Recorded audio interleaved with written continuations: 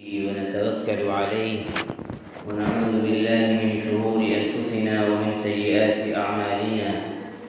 من يهده الله فلا مضل له ومن يضلله فلا هادي له، ونشهد أن لا إله إلا الله وحده لا شريك له، ونشهد أن سيدنا وإمامنا وقدوتنا وشفيعنا محمدا عبده ورسوله صلى الله تعالى عليه وعلى آله وأصحابه وأزواجه وبناته وأهل بيته أجمعين وبارك وسلم تسليما كثيرا كثيرا. أما بعد، أعوذ بالله من الشيطان الرجيم. بسم الله الرحمن الرحيم.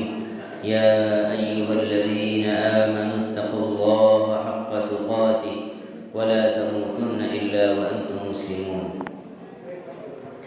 میرے محترم ایمانی بھائیوں، بزرگوں اور دوستوں، سب سے پہلے ہم سب لوگ اللہ رب العزت کا شکر ادا کرتے ہیں کہ اس نے ہمیں رمضان المبارک جیسا مبارک مہینہ عطا فرمایا اور اس میں روزہ رکھنے کی، تراویح پڑھنے کی، زکوٰۃ و صدقات نکالنے کی توفیق عطا فرمائی. اللہ تعالی ہم سبوں کی عبادتوں کو قبول فرمائے، آمین کہیے. اور اس میں جو کمی کوتاہی رہ گئی ہو اللہ تعالیٰ اسے معاف فرمائے. آج عید الفطر ہے اور عید الفطر رمضان کی عبادتوں اور روزوں کے صدقے میں اللہ تعالیٰ عطا فرماتا ہے. عید الفطر کے معنی ہیں افطار کی خوشی. 30 دن اللہ تعالیٰ نے کہا کہ روزہ رکھو، بچے رہو کھانے پینے سے، بیوی کے پاس جانے سے، اور آج سے ہم تمہارے لیے ساری چیزیں کھول دیتے ہیں، کھانا پینا، بیوی کے پاس جانا. اب اسی کی خوشی میں اللہ تعالی ہمیں عید عطا فرماتا ہے. عید الفطر کے معنی افطار کی خوشی، کھانے پینے کی خوشی، رمضان کے روزوں کے صدقے میں.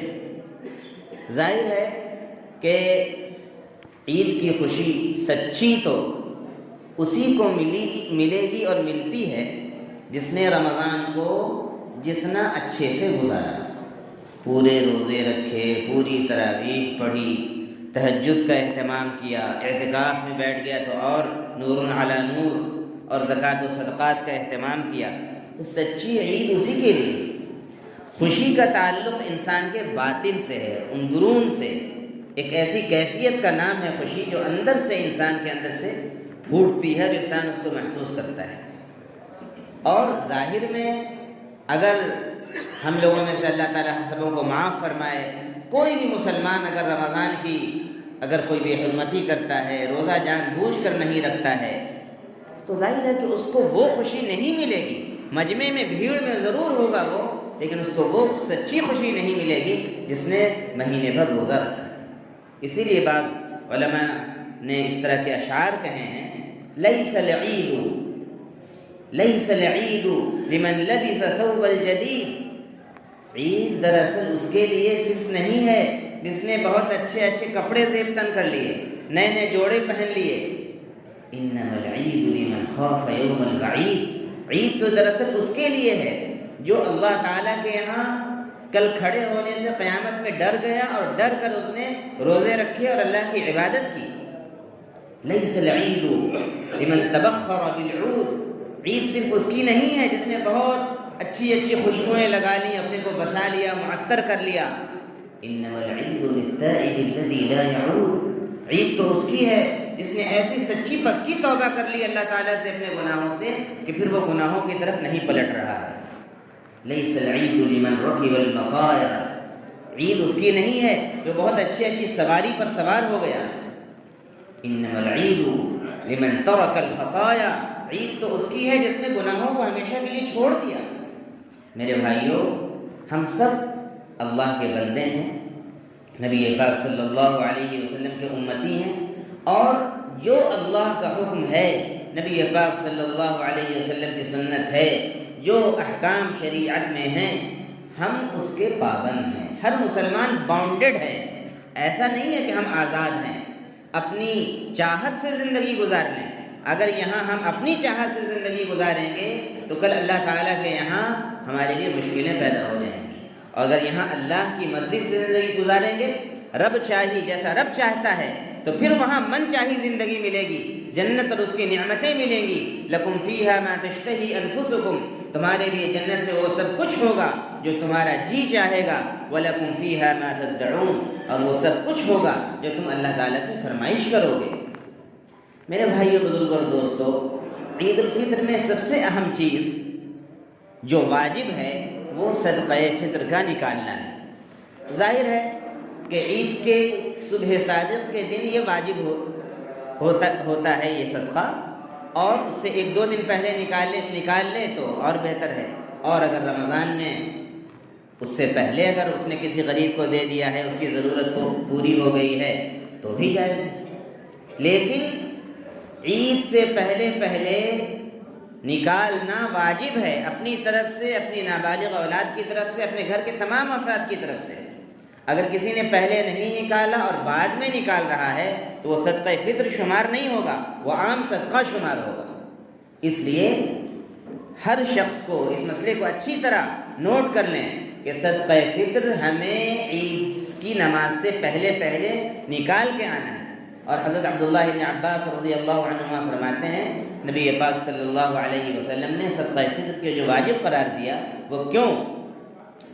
طہرۃ للصیام من اللغو والرفث، روزے میں جو کچھ بری بات ہو گئی، غیبت ہو گئی، کچھ گناہ ہو گیا، اس گناہ سے روزے کو دھونے کے لیے اللہ تعالیٰ نے نبی پاک صلی اللہ علیہ وسلم کے ذریعے سے صدقہ فطر واجب فرمایا۔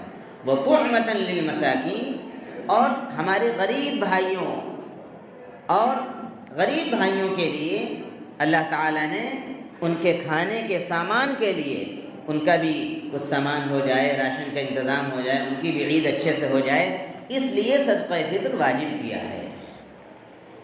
میرے بھائیو، ایک اہم بات، ایک اہم پیغام جو قرآن مجید کا ہے اور نبی پاک صلی اللہ علیہ وسلم کا ہے، وہ کیا ہے کہ ہر حال میں ایمان والے آپس میں ایک دوسرے سے مل کر رہیں، اللہ کا تقوی اختیار کریں اور آپس میں ایک دوسرے سے مل کر رہیں، اور جتنی بھی چیزیں آپس میں دلوں کو بانٹنے والی ہیں، انتشار کرنے والی ہیں، اور افتراق اور آپس میں پھوٹ ڈالنے والی ہیں، ان تمام چیزوں سے بچنے کو ضروری قرار دیا گیا ہے۔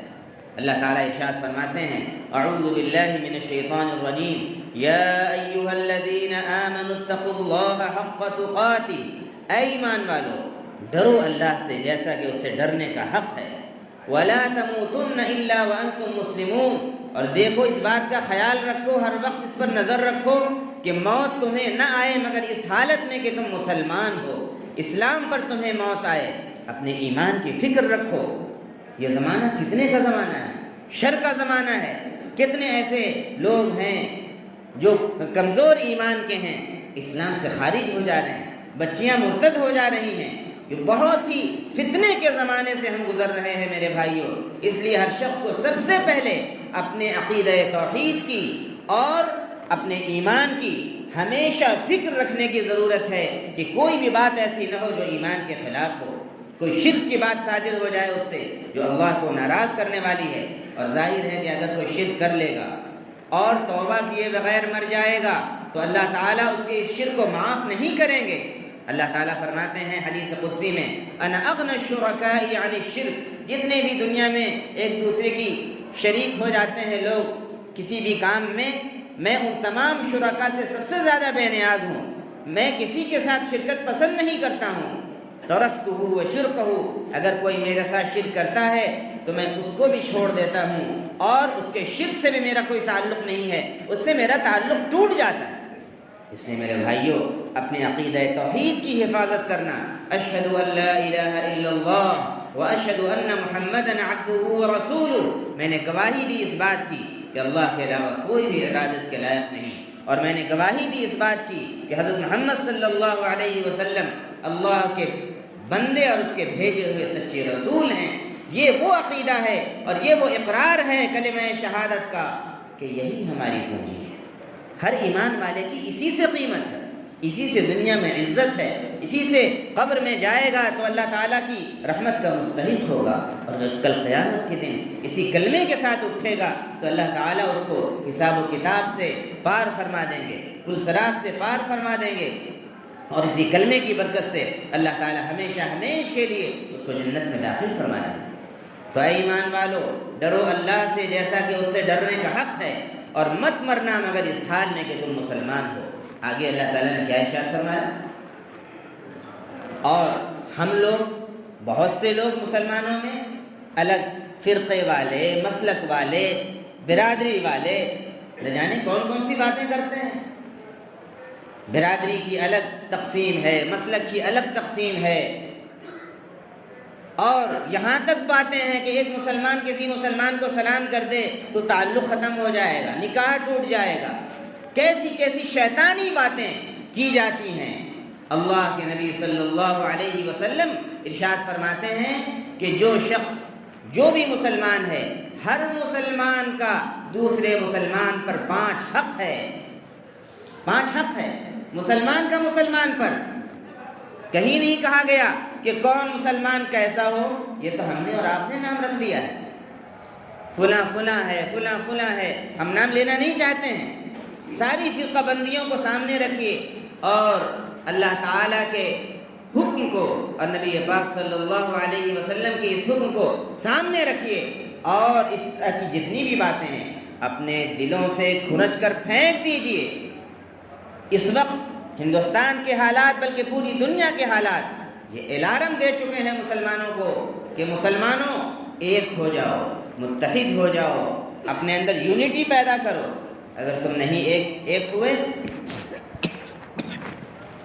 تو پھر کیا ہوگا اور کیا کچھ نہیں ہوگا یہ کوئی نہیں کہہ سکتا ہے۔ حالات کو پڑھیے، زمانہ جو چال چل چکا ہے اس چال کو آپ سمجھیے۔ اللہ تعالیٰ فرماتے ہیں وَاعْتَصِمُوا بِحَبْلِ اللَّهِ جَمِيعًا، اے ایمان والو سب مل کر اللہ کی رسی کو مضبوطی سے تھام لو۔ اللہ کی رسی کیا ہے؟ اللہ کا دین ہے۔ اللہ کی رسی کیا ہے؟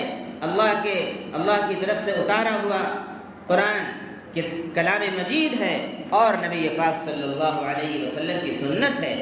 اللہ کے نبی صلی اللہ علیہ وسلم نے فرمایا حجۃ الوداع کے موقع سے کہ ہو سکتا ہے کہ آئندہ سال میں نہ رہوں، لیکن میں تمہارے درمیان وہ بھاری بھرکم چیزیں چھوڑ کر جا رہا ہوں، اگر تم ان دونوں چیزوں کو مضبوطی سے تھامے رہو گے کبھی بھی گمراہ نہیں ہوگے۔ کتاب اللہ، ایک اللہ کی کتاب قرآن مجید، و سنتی، اور دوسرے میری سنت، میری شریعت، میرا طریقہ اور میری حدیثیں، ان دونوں چیزوں کو تھامے رہو گے کبھی بھی گمراہ نہیں ہوگے۔ وَاعْتَصِمُوا بِحَبْلِ اللَّهِ، اے ایمان والو سب مل کر اللہ کی رسی کو مضبوطی سے تھام لو۔ وَلَا تَفَرَّقُوا، اور آپس میں فرقہ بندی مت کرو، گروہ بندی مت کرو، جماعت بندی مت کرو، اور ٹولیوں میں، ٹکڑیوں میں، برادری کے نام پر، مسلک کے نام پر، سیاسی نظریے کے مسئلے پر آپس میں مت بٹو۔ اللہ تعالیٰ منع کر رہا ہے، اور جو چیز اللہ تعالیٰ قرآن میں منع کرتا ہے وہ حرام ہوتی ہے۔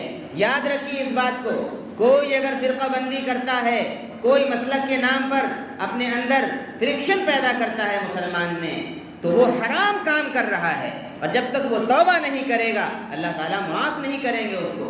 میرے بھائیوں، عید میں گلے مل لینا اصل نہیں ہے، اپنے دلوں کو ہر ایمان والے کی طرف سے صاف کرنا یہ اصل مطلوب ہے اللہ تعالیٰ کی طرف سے۔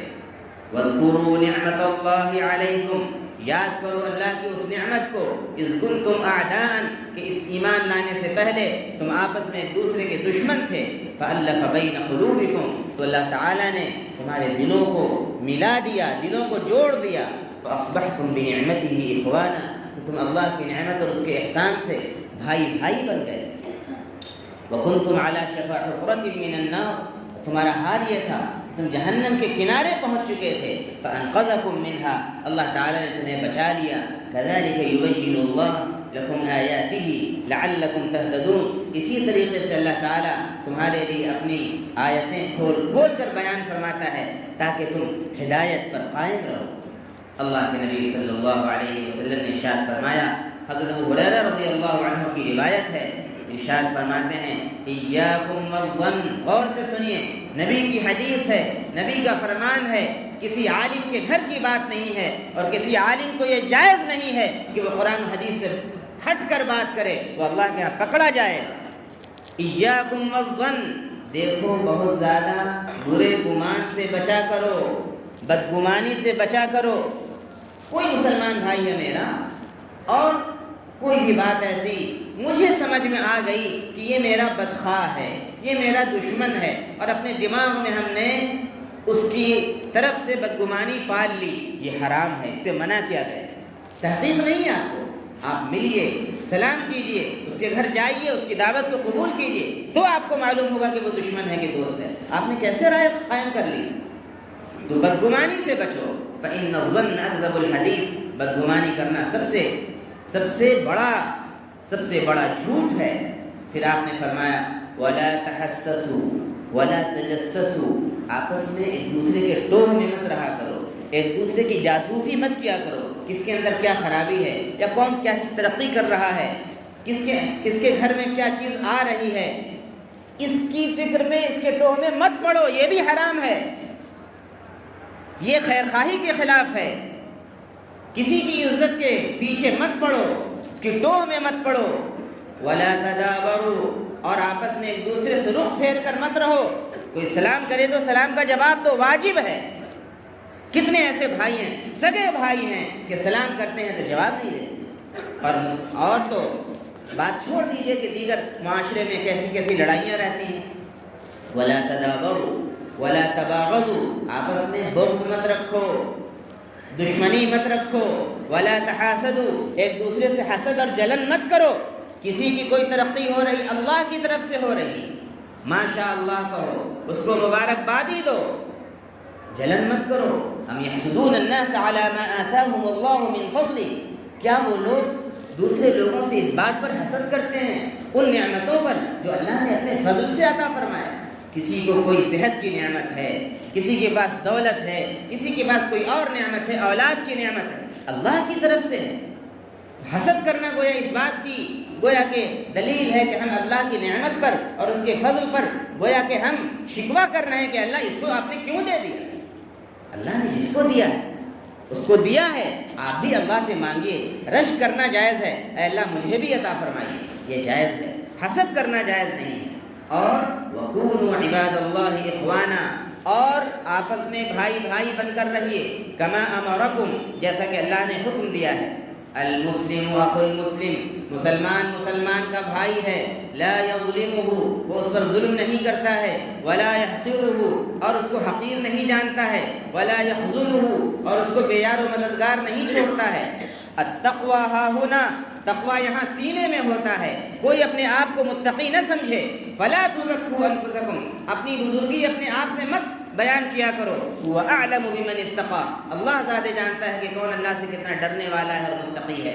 اس لیے آپ صلی اللہ علیہ وسلم نے فرمایا کہ تقوی یہاں ہے۔ اور بحسب امرئ من الشر، آدمی کے برا ہونے کے لیے اتنی ہی بات کافی ہے، ان یحقر اخاہ المسلم، کہ اپنے کسی بھی مسلمان بھائی کو حقیر اور گھٹیا سمجھے۔ ان اللہ لا ينظر الى اجسادکم، اللہ تعالیٰ تمہارے ڈیل ڈول کو، باڈی کو، جسم کو نہیں دیکھتا ہے، ولا الى صورکم، اور تمہارے چہروں کو نہیں دیکھتا ہے، کتنے خوبصورت ہو، گورے ہو کہ کالے ہو، ولکن ينظر الى قلوبکم واعمالکم، اللہ تعالیٰ تمہارے دلوں کو، تمہاری نیتوں کو اور تمہارے اعمال کو دیکھتا ہے۔ اللہ تعالیٰ ہم سبوں کو عید الفطر مبارک فرمائے، پوری دنیا کے مسلمانوں کو مبارک فرمائے، خاص طور سے غزہ کے مسلمانوں پر اللہ تعالیٰ رحم فرمائے اور انہیں بھی عافیت والی زندگی عطا فرمائے۔ آمین۔ وآخر دعوانا الحمد للہ رب العالمین۔